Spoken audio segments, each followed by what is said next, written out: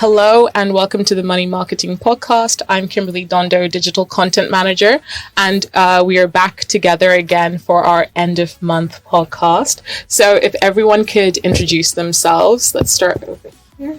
Ramberti Sanrio, reporter. Great. Michael Klimes, acting editor.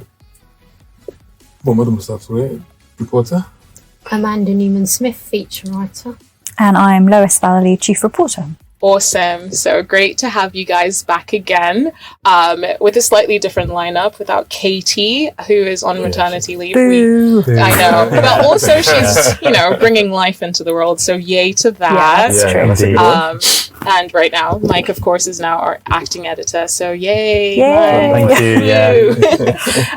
you. So June was a great month. I personally love June for personal reasons, but apart from my personal reasons, I think we also created some great material and content this month. So what stood out for you guys this month? Let's start with Amanda. What stood out for you? Yeah, I normally have you at the end, but I'm throwing curveballs today. So thank you, Kim. Well, I'm going to start with an online story because I wrote about a decade of the SJP Academy, and that featured in the top 10 stories online for June. So I thought I would start with talking about that.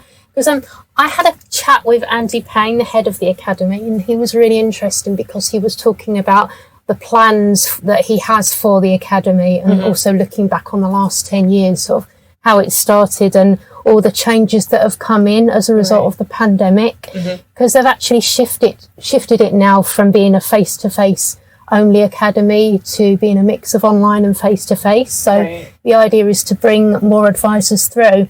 Okay. That was interesting because he has plans for bringing a diverse range of people through, and that's what I personally find really interesting. Yeah. And it's probably one of the areas that I think SJP has done well. I mean, we all know you will either love SJP or hate SJP, as our readers will know. But I think, whatever you think about them, you can't take away from the fact that they have brought a lot of people into the advice profession from a lot of different sectors, people that have disabilities, different sexuality, women who, as we know, are always kind of underrepresented in the advice community. So I spoke to a couple of really inspirational women as well, and they came through the academy 10 years ago. Wow. So their experience was probably very different to how it is going to be for new recruits now, because it was very sort of face to face. But these are women that have built their own businesses, bringing up children, managed to do the lot. So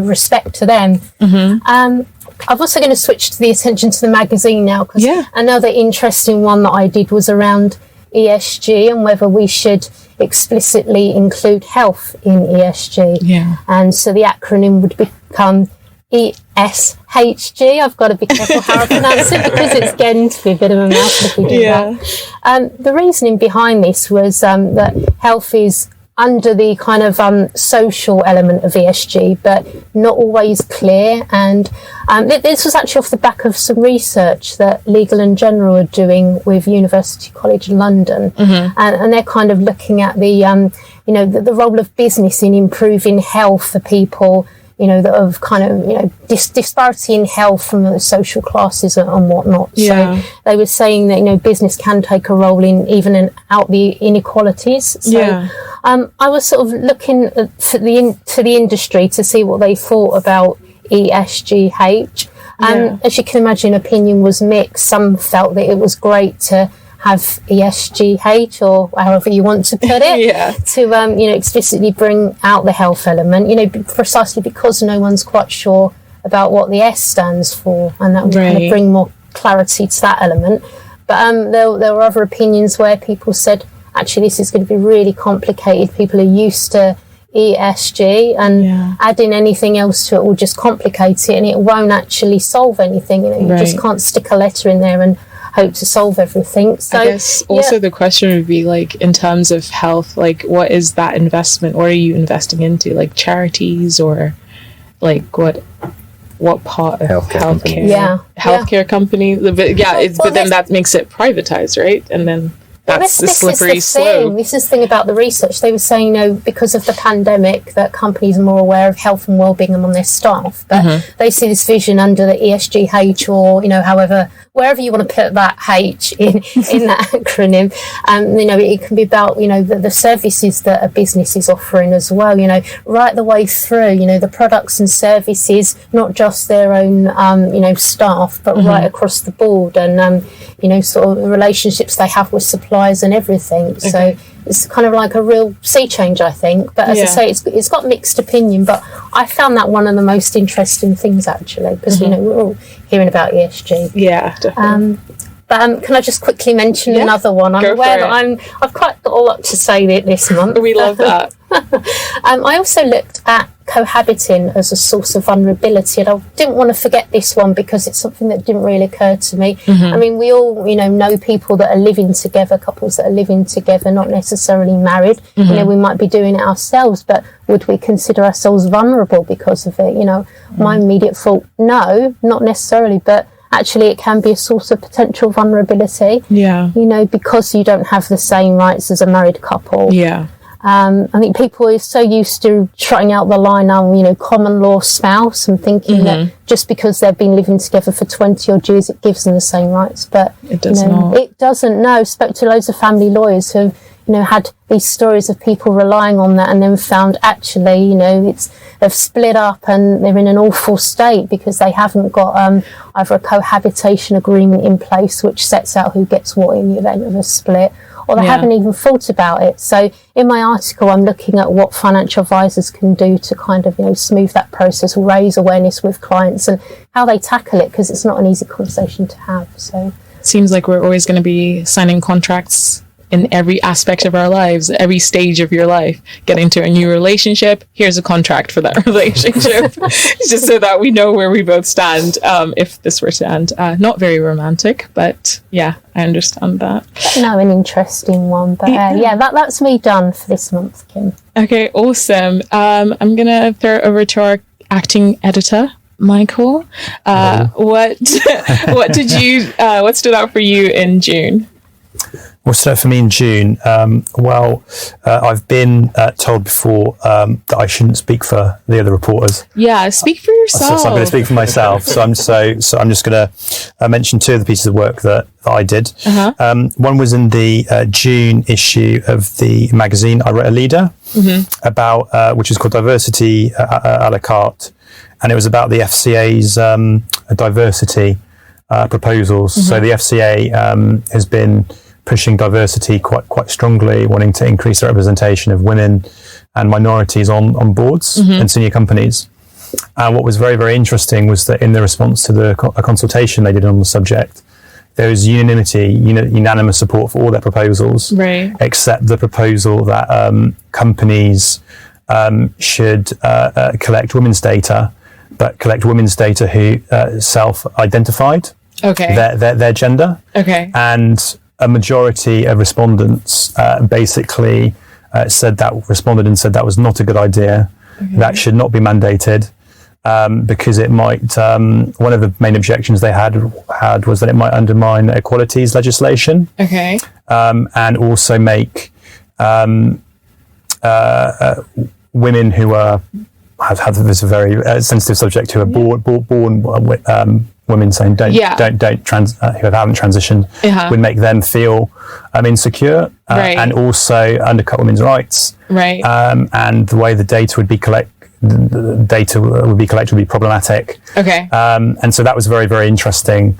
And so I was just writing about that.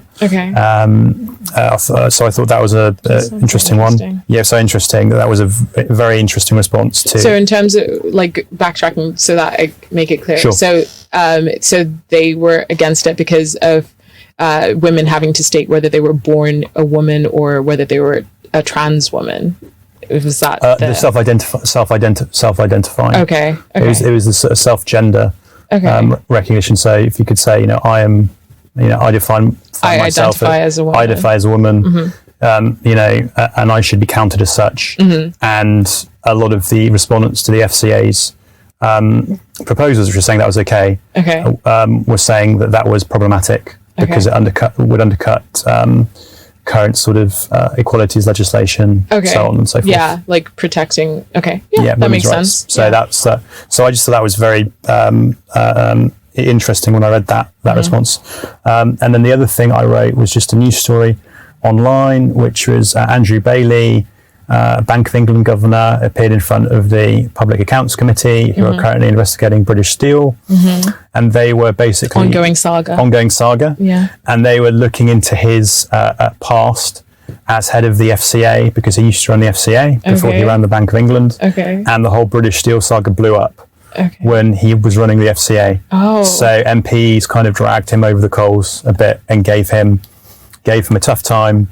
And he basically pleaded with them, said very strongly, please don't think that the FCA just sat on British Steel when it was happening and we did nothing about it, because that would be a false impression. Does that not make people a bit concerned about him being head of Bank of England? Well, this is what people have brought up before, which was, how could you be head of the Bank of England if you were previously head of another regulator, and you missed such a big thing. So people have brought that up, MPs brought that up.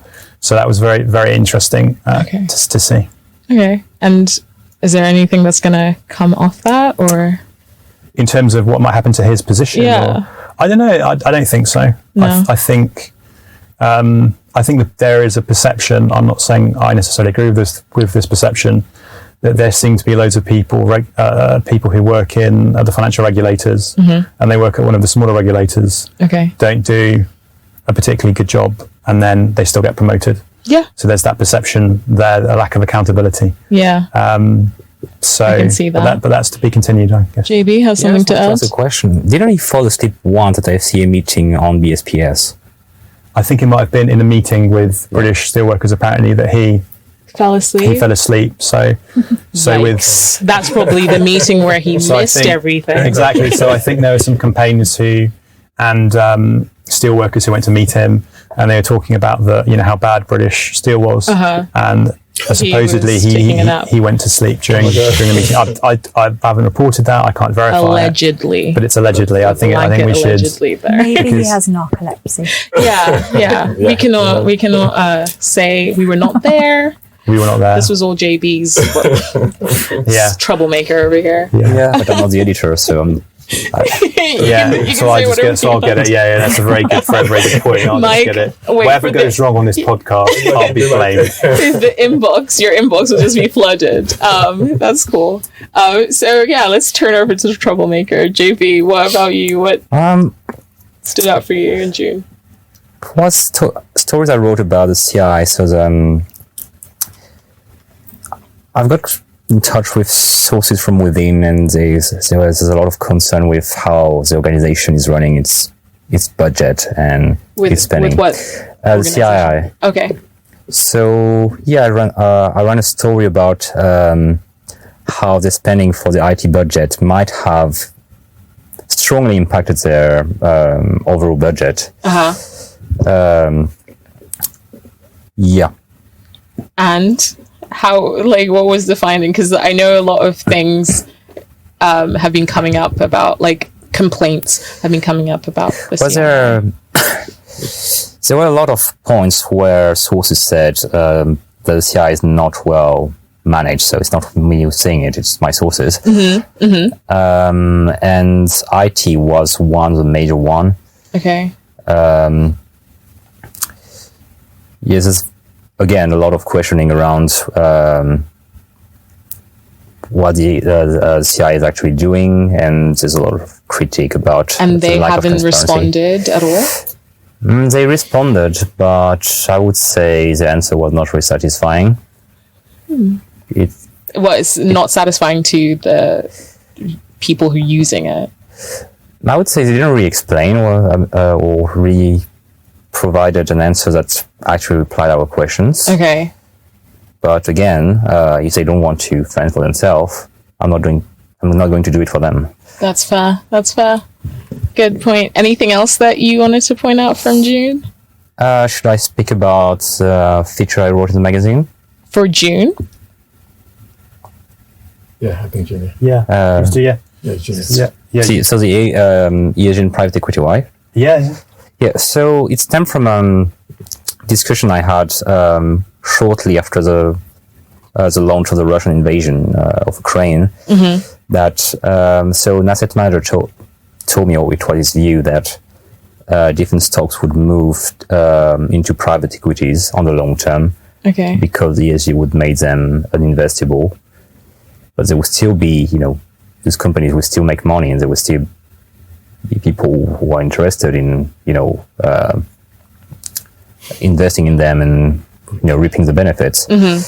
So I tried to, broaden the question, and because, different stocks are not the only, defense is not the only sector that is, let's say, treated by ESG. So I wanted to see or discuss with different professionals specializing with, let's say, with kind of specialism in ESG, whether they could see, let's say, non-ESG stocks moving into private equities or private credit. Okay. And what did you find from that? Well, people should read it. Oh, okay. JV says read it. So either subscribe to the magazine or look up the feature online. Okay, Best so segue to a pitch. yeah, no. Read it. Thanks, JV, for that. You just handed me that baton.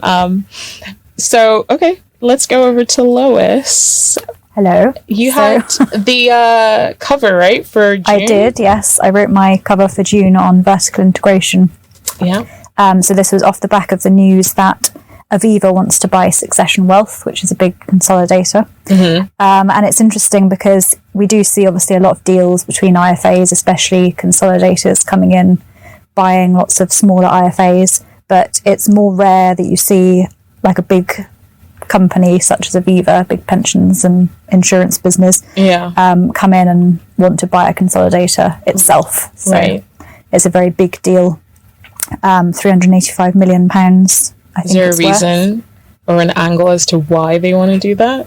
Why Aviva wants to? So I think they want to bring in advice into their business, and that's where the sort of vertical integration comes in. So a company providing a whole range of services. So my feature sort of looked at whether this is going to be good for advisors, good for clients. It doesn't answer it because we don't know. Make up your own mind. But yeah, it in order for it to be good for clients, Aviva needs to be focused on clients, not just sort of on making money, obviously. So, which most businesses, but like, is it a good thing to have a company that is kind of a one-stop shop like that? I mean, it can be good. It depends how they do it. Like it's a similar sort of thing, isn't it, to a supermarket? It means you don't have to go to a greengrocer and a butcher and all these different shops to as long as the quality is there. But as long as the quality is still there and the customer service, that's when it would be a good thing. But if the customer service just goes downhill and the advice provided isn't as good, then no, it's not good for advisors and clients. That makes sense. So is this deal going to go through for sure? Or? No, it's not. It's subject to regulatory approval at the moment. Okay. So we will see. Watch this space. Will it be good? Who knows? We'll see. I guess we'll be reporting on it in the future. Or you will. You'll be reporting Yes, we'll be keeping a close eye on it. And also the question remains, if the deal does go through, will Aviva look to buy other firms? Will other big pension providers like Aviva want to buy consolidators? Will it sort of kickstart a whole vertical integration movement in the market? It'd be interesting to see. I mean, lots of other businesses do the same thing, so I imagine it makes sense for them. Yeah, there are already there's obviously quite a few massive companies that do have advice within areas, but this is just an interesting deal, so it's an interesting feature to write. Yeah. Did you have anything else in June that you wanted to talk about?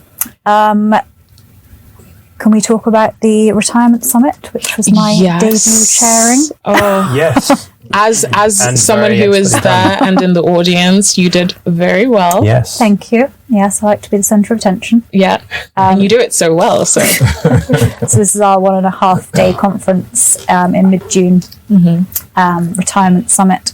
it was very interesting content I thought came out of it. But yeah, obviously as Katie is off on maternity leave, I got to step in, put forward for chairing. Yeah. She knew I would want to do it. So yeah, it was great. Lots of fun, very interesting content. Yeah.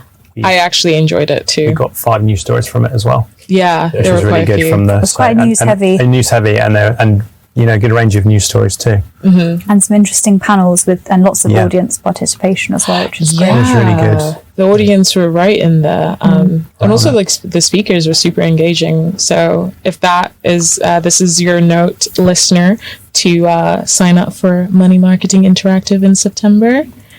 A little plug there. Where all the team will be there. So you'll see us all in person. Moving over to Mamadou. Well, that's fine. I mean, based on the summits, you know, I mean, my June story, I mean, came from the summit. I mean, and it covers. Good segue. Yeah, exactly. So exactly, you know, it covers multi-asset portfolioes. You know, and that was a topic that was extensively, I mean, discussed by the advisors. And the story, I mean, I wrote, I mean, was from Billy Borough's presentation. Yeah, so Billy was asking advisors to kind of like, I mean, rethink the whole idea of multi-asset portfolios. You know, so I think that was a very good, I mean, good story that made it one of the top 10 for, I mean, for June. And anything else that stood out for you in June? In June, I mean, I know you work on so much, and I put you guys on the spot and make you remember all this stuff. I know that it's not easy.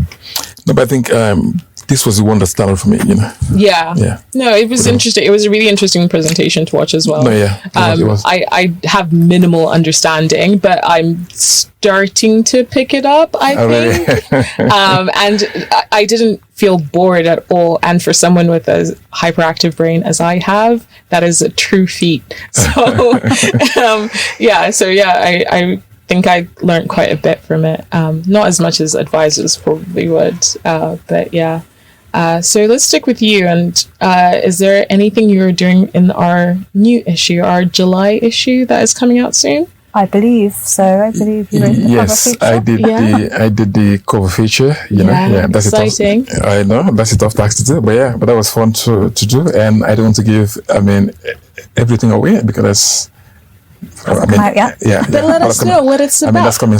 Coming soon. Yeah. But that's on pensions dashboards. You know, and also, can I just say that I love the cover because it's a play on a dashboard of a car, exactly. And I just think that's clever. But go keep going. No, but that was done by the art director. You know, I mean, he did this amazing, nice design for the cover. Yeah. So I mean, kind of like covered pension dashboards. I mean, from the beginning up to until now. Yes, and the plans government has to kind of like digitize the whole pension sector. Yeah, because the pension sector is very kind of like, you know, analog and kind of like, I mean, very old. You know, it's been a slow process. It is. You know, so the whole idea is to do these dashboards where people can see everything. I mean, all their pension pots in one place. Yeah. And I think that would be a game changer.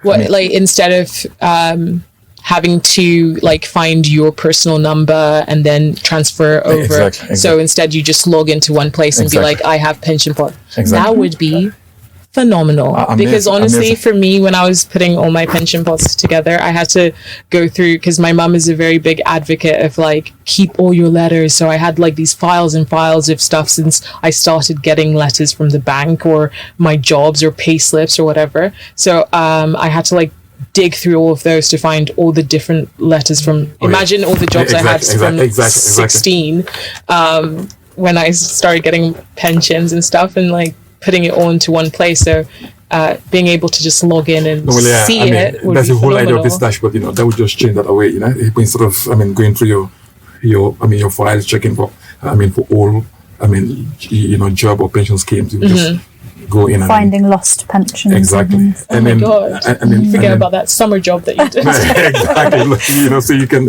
easily access them. And experts are saying that Yes, that's something I've highlighted quite often. But whenever I hear about how the UK pension system works, I ask myself why I came here in the first place. Why? Are you saying that the French one is better? Yeah, absolutely. Why? Tell us why it's better. What do you want to know? How is it better? You don't do any pieces you write. Yeah. So you don't. It's not a. You get it through the government. You pay much more taxes as a result. Okay. But you don't have. You don't have. You don't have different companies that provide. Yeah, you don't have things like consolidating your pension pots and stuff like that. So yeah. I mean, yeah, okay. That's a good point, JB. Sure, because JB. I mean, that's a complaint. People are making that the UK pension system is very complex. I mean, it's very. Exactly. I think it was an afterthought kind of thing. Like later on, they were like, maybe we should do something. And so fragmented, Yeah. Yeah. So pension dashboards. I mean, this is not new. I mean, the Scandinavians, countries, have been doing this for the past, decades, Mm-hmm. But I think UK wants to make it more complex. So instead of one single dashboard, it's multiple dashboards. Yeah. So people have raised concern, about, scams and stuff like that. So that's one issue. Especially for the elderly, because they're the ones who get scammed. But then, I don't want to give everything away. Oh, yeah, sorry. Sorry. That was just meant to be a sneak peek, and then I kept asking any question. Okay, cool. Soon. Yeah. So go to the website, subscribe, and sign up for the magazine. Get the physical copy because honestly, it's gorgeous. And also look at the feature online. All the content everywhere, guys.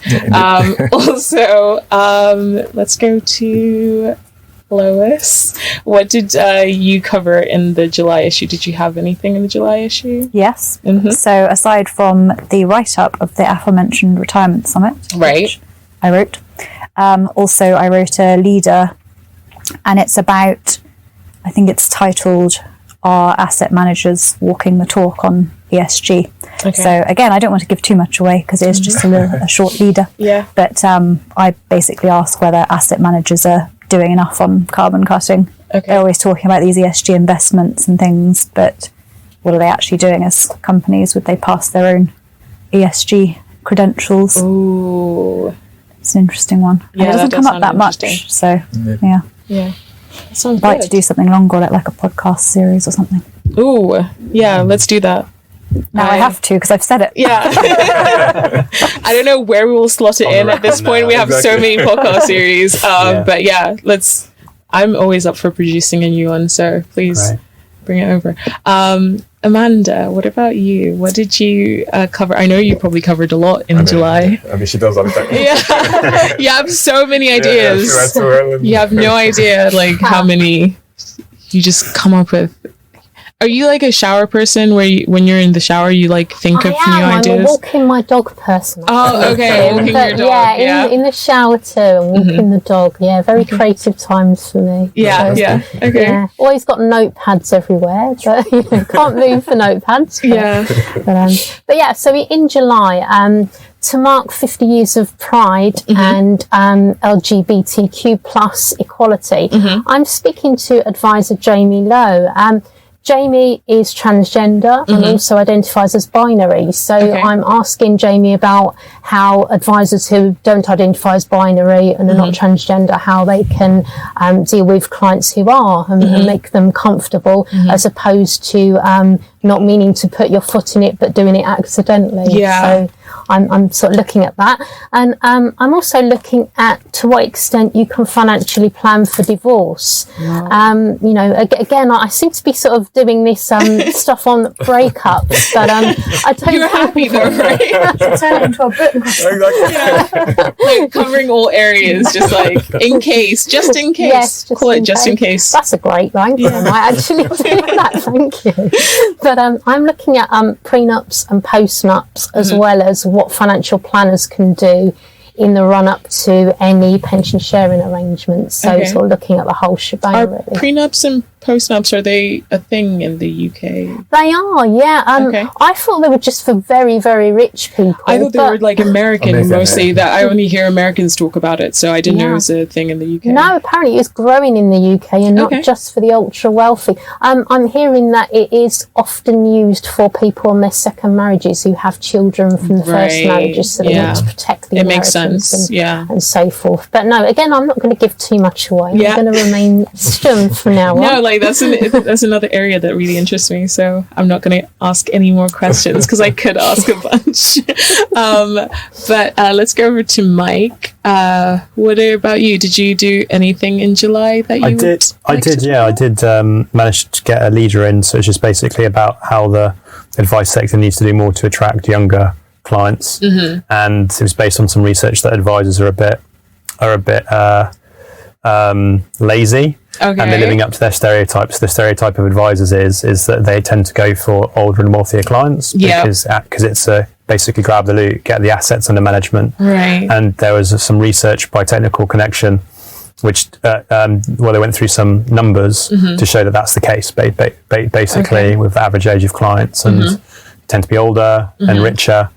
And apparently, there's a bit of a cliff edge which will materialise over the next 10 to 15 years, where all the advisors who are kind of grabbing the low-hanging fruit will retire, and the ones coming after them, there's not going to be that low-hanging fruit anymore. So they're going to have to work harder to, basically to go to appeal to people like us, essentially, because it's not going to be as easy with the lots of, big, succulent, defined benefit pensions. They are. It's like cash cow. It's just such an interesting word to use. I love it. So the advisors were, feasting on the succulent, DB pensions. The great return. Again. I know. I never stop using it. Such a good word. It's going to be word for the word, and that's going to come to an end because the baby boomers, the older ones are starting to die. The younger ones will have, that will eventually come to them as well. Yeah. Diminishing assets. So there's going to be less. So who's going to be the next? What are the next generation bringing? So advisors are going to have to work a bit harder for their bread and butter. Oh, geez. That sounds terrible. Well, I mean, first of all, they just need to make people aware of what they do. Because I actually think outside of people that I know who are aware of financial advisors, I don't think anyone knows about financial advisors. Yeah. Like they know accountants and they think like that's it. Yeah. But you can't get advice from your accountant. And I because like now I have those obnoxious conversations now that I know stuff. And I'm having those conversations with like my sister who's like self-employed, and she gets random big pots of money, and I'm like, you need to talk to someone to tell you, like, because she doesn't have a pension or something like that, so she needs someone to advise her and stuff like that. And my dad and my mother as well, I'm like, make sure you leave me money. Essentially. So that's a selfish area. But that does sound really interesting on attracting younger clients. But well, because I'm having these conversations, obviously, with the podcast series that we should give a plug for your new podcast series. Yeah, it'll probably be talk launching. About that and who you're trying to. Oh wow! I get to talk a little. Why not? Yeah, I'm launching a podcast series. In probably I'm gonna say end of July, early August, and I'm speaking to a bunch of different advisors in the industry, notable figures who are different and have very interesting backstories. How are they different? Are they younger? They're younger, diverse, minorities. Great. Different way of thinking, different way of approaching how they market themselves. I've talked to Robin Allen, and she's a huge TikToker. You think like, how can financial advisors be on TikTok? But she's like putting herself out there and doing something different, and it's working for her. And talking to like Emmanuel, who is amazing, and he has a very inspiring story and how he's kind of helped his community, and just listening to people talk about how they're making like the wider population aware of financial advice and also getting financial advice, so yeah, that's basically what the series is. I talk to financial advisors, I talk about their backstories, and then I just kind of get their insights on the industry. And if they want to share some interesting tidbits with me, they can. So yeah, look out for that coming out soon. I will. Yeah, I'm really excited for it. I've had some really great conversations so far. Okay, finally, JB. I wanted to say, my ESG feature is actually in the July issue. It's in the July issue? Yeah, sorry, my apologies. Did you spill too much? No, he said read it. Read it. Oh yeah, he did. Oh yeah, he saved himself. Okay, fantastic. Yeah, so that was amazing, guys. Thank you. I always love sitting down and having a conversation with you. So I guess we will see you all in the next one, which will be the end of July podcast. August. We'll be talking about the August issue in that one, but we'll be talking about July more in depth, so look out for that one. Thank you, everyone. Thank you. Thank you. Thank you. Please do keep up to date with all our new releases via Podbean, Apple Podcasts, Spotify, and everywhere else you get your podcasts from. You can also keep up to date with all our new content published on the Money Marketing website, as well as our print edition Money Marketing Mag, so make sure to subscribe. Follow us on Twitter, LinkedIn, Facebook, and Instagram. See you next time.